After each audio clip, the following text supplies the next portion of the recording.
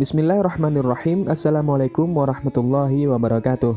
Tidak hanya manusia yang berakhlak baik yang dijanjikan oleh Allah Subhanahu wa Ta'ala untuk ditempatkan di dalam surga, melainkan beberapa hewan juga dijelaskan di dalam Al-Quran akan menjadi pendamping umat-umat Islam yang soleh di dalam surga nantinya. Mengapa dan bagaimana hewan-hewan ini bisa masuk surga? Simak dulu 10 hewan yang diberi jaminan masuk surga oleh Allah Subhanahu wa Ta'ala di dalam video ini. Sebelum lanjut ke dalam videonya, silakan tekan tombol subscribe dan lonceng notifikasinya agar kalian dapat video-video bermanfaat dari channel ini. Bagikan juga video ini kepada seluruh keluarga dan teman-teman kalian karena barang siapa yang menunjukkan kepada sebuah kebaikan, maka baginya seperti pahala pelakunya. Dan juga jangan lupa simak video ini hingga selesai biar nggak salah paham. Sapi dalam kisah Nabi Musa. Kisah Nabi Musa dan Al-Baqarah yaitu sapi betina ini merupakan kisah yang difirmankan oleh Allah Subhanahu wa Ta'ala di dalam surah yang kedua di dalam Al-Quran. Disebutkan bahwa pada zaman Bani Israel hiduplah seorang laki-laki yang sangat termasyhur. Dia memiliki banyak harta namun tidak memiliki ahli waris sama sekali. Pada suatu ketika, sang laki-laki ini ditemukan mati terbunuh di depan salah satu rumah warga dan yang menemukan jasadnya tidak lain adalah kerabatnya sendiri. Muncul pertanyaan dari penduduk Bani Israel kenapa sang laki-laki tersebut bisa meninggal dunia dan siapa yang membunuhnya. Lama kemudian mereka pun mendatangi Nabi Musa untuk meminta petunjuk. Nabi Musa pun berdoa dan memohon petunjuk kepada Allah Subhanahu wa Ta'ala. Hal ini dijelaskan di dalam Al-Quran. Sesungguhnya Allah menyuruh kamu menyembelih seekor sapi betina. Mereka berkata, apakah kamu hendak menjadikan kami buah ejekan? Quran Surat Al-Baqarah ayat 67. Namun karena itu merupakan jawaban dari Nabi Musa atas perintah Allah, maka kaum Bani Israel pun mulai mencari sapi dan mulai menyembelihnya.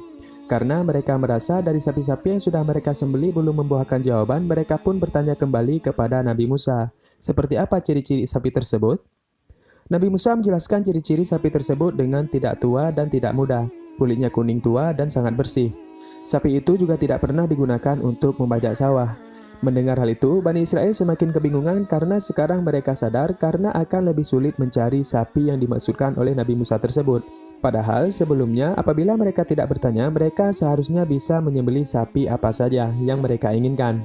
Hingga pada akhirnya mereka pun menemukan sapi yang dimaksudkan oleh Nabi Musa tadi.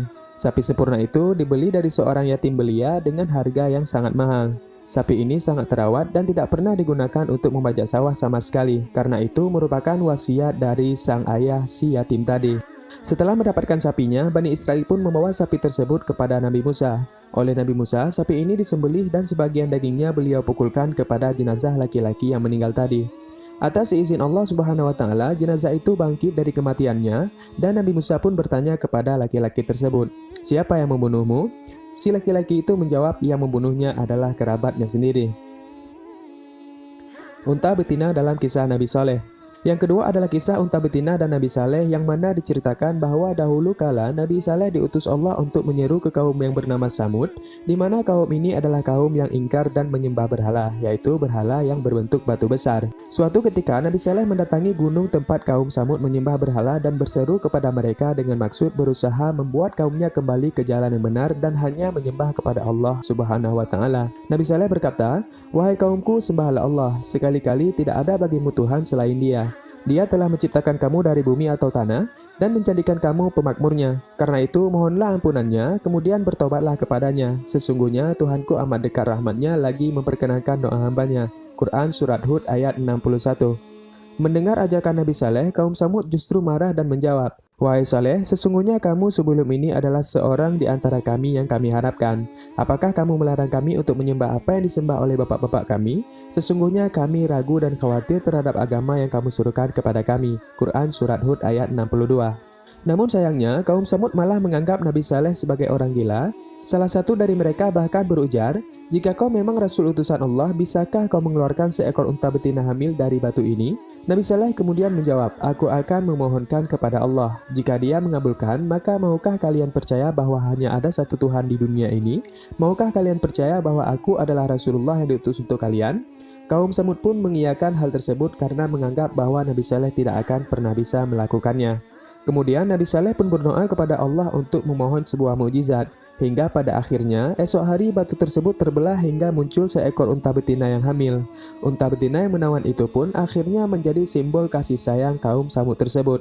Sebagaimana diterangkan di dalam Al-Quran, hai kaumku, inilah unta betina dari Allah sebagai mukjizat yang menunjukkan kebenarannya untukmu. Sebab itu, biarlah ia makan dari bumi Allah dan janganlah kamu mengganggunya dengan gangguan apapun, yang mana hal ini akan menyebabkan kamu ditimpa azab yang dekat. Quran Surat Hud ayat 64. Meskipun begitu, masih ada beberapa orang yang ingkar bahkan dengan sengaja membunuh unta betina beserta anaknya tadi. Nabi Saleh yang mengetahui bahwa unta tersebut mati dibunuh pun berdoa kembali kepada Allah. Nabi Saleh memberikan waktu 3 hari agar orang tersebut mau bertobat. Namun alih-alih bertobat, mereka malah mengancam ingin membunuh Nabi Saleh. Maka dari itu Allah memberikan azab berupa hujan batu besar kepada mereka. Sebagaimana firman Allah dalam surat Hud ayat 67 hingga 68. Dan satu suara keras yang mengguntur menimpa orang-orang yang zalim itu. Lalu mereka mati bergelimpangan di rumahnya, seolah-olah mereka belum pernah berdiam di tempat itu. Ingatlah, sesungguhnya kaum Samud mengingkari Tuhan mereka. Ingatlah, kebinasaanlah bagi kaum Samud. Anak sapi yang dihidangkan Nabi Ibrahim untuk tamunya. Nabi Ibrahim adalah seorang Rasulullah yang dikaruniai gelar Ulul Azmi, yaitu Nabi yang paling sabar. Beliau tinggal bersama istri pertamanya yang bernama Sarah. Kala itu diceritakan bahwa istri Nabi Ibrahim belum memiliki keturunan. Kisah ini diawali oleh Nabi Ibrahim yang dijelaskan di dalam Al-Quran didatangi 3 orang tamu musafir ke dalam kediamannya. Nabi Ibrahim sama sekali tidak mengenal ketiga orang tamu tersebut. Meski begitu, untuk tetap memuliakan tamunya, Nabi Ibrahim menghidangkan anak sapi panggang kepada mereka. Namun sayangnya, ketiga tamu tersebut tidak menyentuh makanan itu sama sekali. Kisah ini dijelaskan oleh Allah di dalam Al-Quran. Lalu dihidangkan kepada mereka, tapi mereka tidak mau makan. Ibrahim berkata, "Mengapa tidak kamu makan?" Maka Ibrahim merasa takut kepada mereka. Mereka berkata, "Janganlah kamu takut." Dan mereka memberi kabar gembira kepadanya dengan kelahiran seorang anak yang alim, yaitu Ishak. Dan dikatakan juga bahwa ketiga tamu tersebut merupakan jelmaan malaikat yang diperintahkan Allah untuk memberikan kabar gembira kepada Nabi Ibrahim atas keturunan yang akan diberikan Allah kepadanya melalui Sarah. Kambing yang menggantikan Nabi Ismail. Kisah hewan yang diberi jaminan masuk surga ini merupakan kisah yang sering kita dengar, di mana Nabi Ibrahim diperintahkan oleh Allah untuk menyembelih anaknya sendiri, yaitu Nabi Ismail.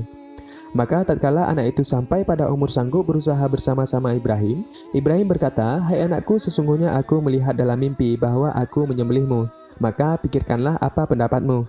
Ia menjawab, "Wahai ayahku, kerjakanlah apa yang diperintahkan kepadamu. Insya Allah kamu akan mendapatiku termasuk orang-orang yang sabar." Tatkala keduanya telah berserah diri dan Ibrahim membaringkan anaknya di atas pelipisnya, nyatalah kesabaran keduanya. Dan kami memanggilnya, "Wahai Ibrahim, sesungguhnya kami telah membenarkan mimpi itu. Sesungguhnya demikianlah kami memberi balasan kepada orang-orang yang berbuat baik. Sesungguhnya ini benar-benar suatu ujian yang nyata, dan kami tebus anak itu dengan seekor sembelihan yang besar."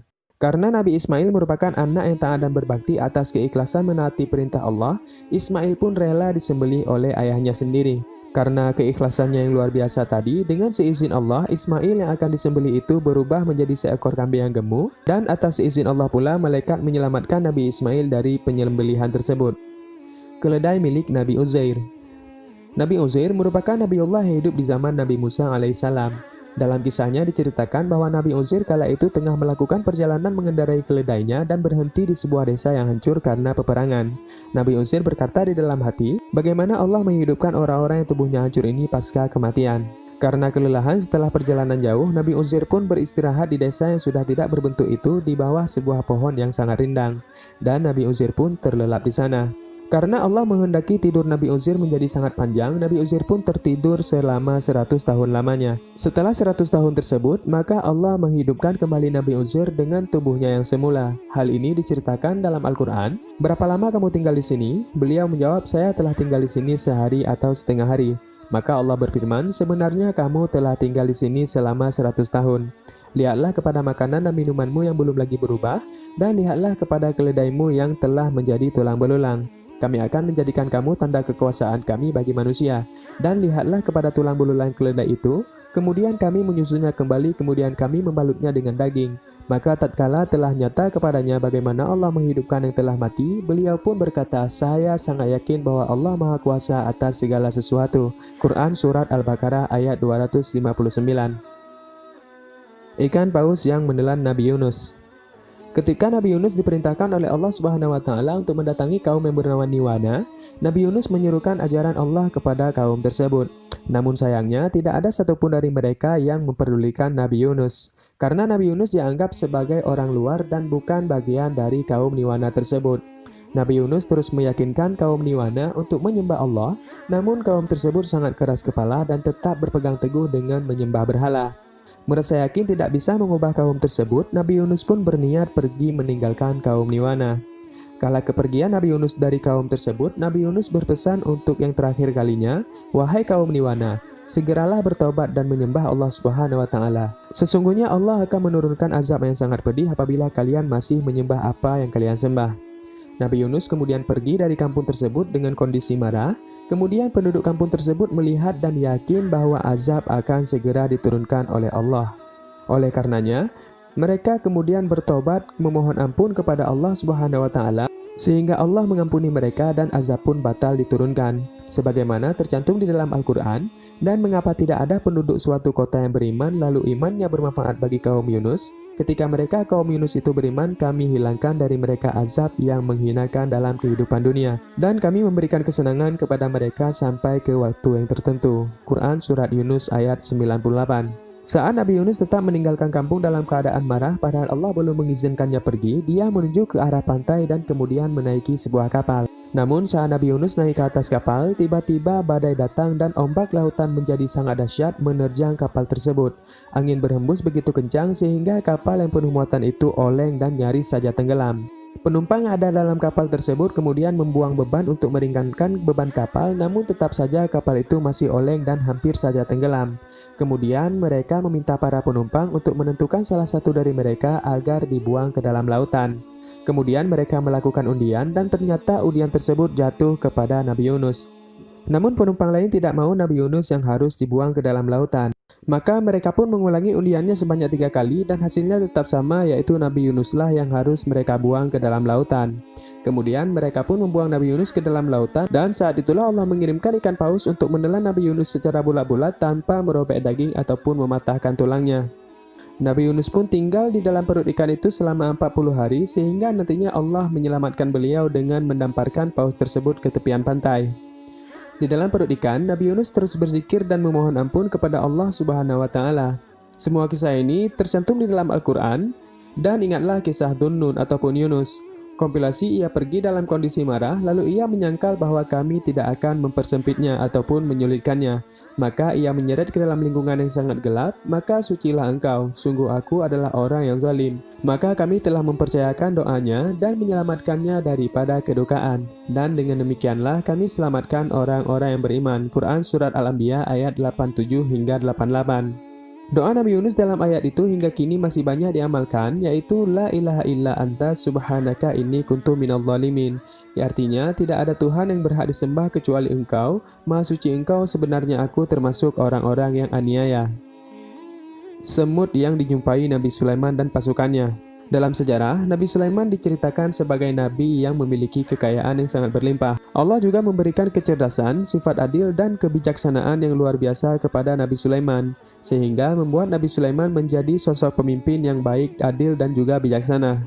Mukjizat yang luar biasa diberikan Allah kepada Nabi Sulaiman adalah bahwa beliau mampu memahami semua ucapan hewan-hewan yang ada. Al-Kisah Nabi Sulaiman tengah bepergian ke daerah bernama Taif. Dijelaskan bahwa Nabi Sulaiman kala itu juga membawa pasukan yang sangat banyak.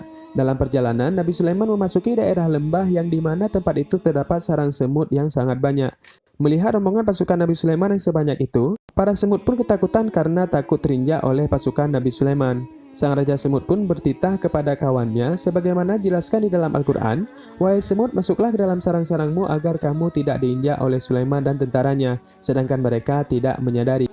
Karena mukjizat yang diterima oleh Nabi Sulaiman bisa memahami bahasa hewan, beliau pun dapat mendengar ucapan sang Raja Semut.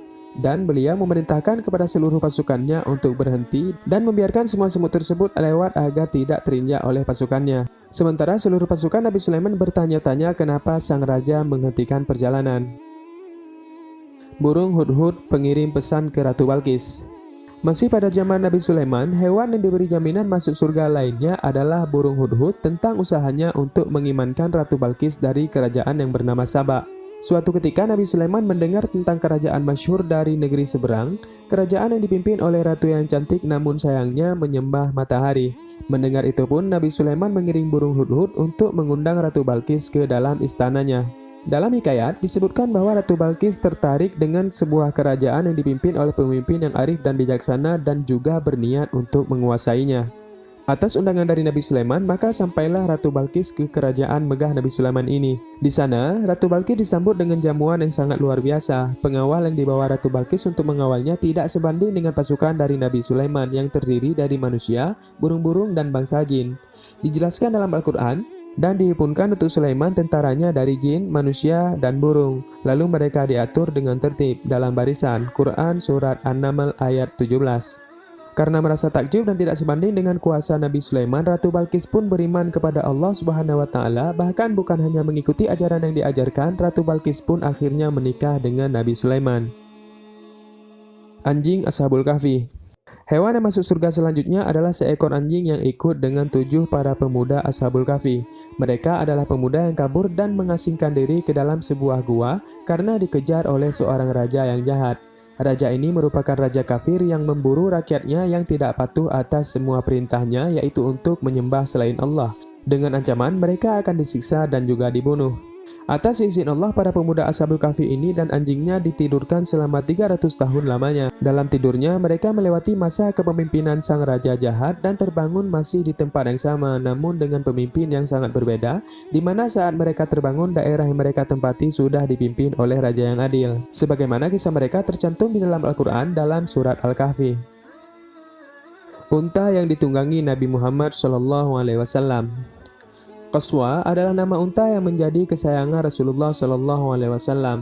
Unta ini rencananya ingin diberikan secara cuma-cuma oleh Sayyidina Abu Bakar As-Siddiq, namun ditolak oleh Rasulullah dan beliau lebih memilih untuk membelinya. Tatkala Nabi beserta sahabat melakukan hijrah ke Madinah dan telah sampai di sana, penduduk Madinah dengan sukarela menawarkan rumahnya sebagai tempat singgah bagi Rasulullah SAW. Rasulullah yang kala itu membawa Qaswa sebagai tunggangannya menyatakan bahwa beliau akan memilih rumah yang dipilih Qaswa sebagai tempat singgahannya. Sembari menyusuri jalan kota Madinah, Qaswa menuntun Rasulullah SAW ke sebuah tempat sempit. Di sana Qaswa duduk, namun Rasulullah tidak turun. Qaswa pun kemudian melanjutkan perjalanannya lagi, namun pada akhirnya unta kesayangan Rasulullah itu kembali ke tempat semula dan berlutut lagi. Kali ini Qaswa menempelkan dadanya ke tanah.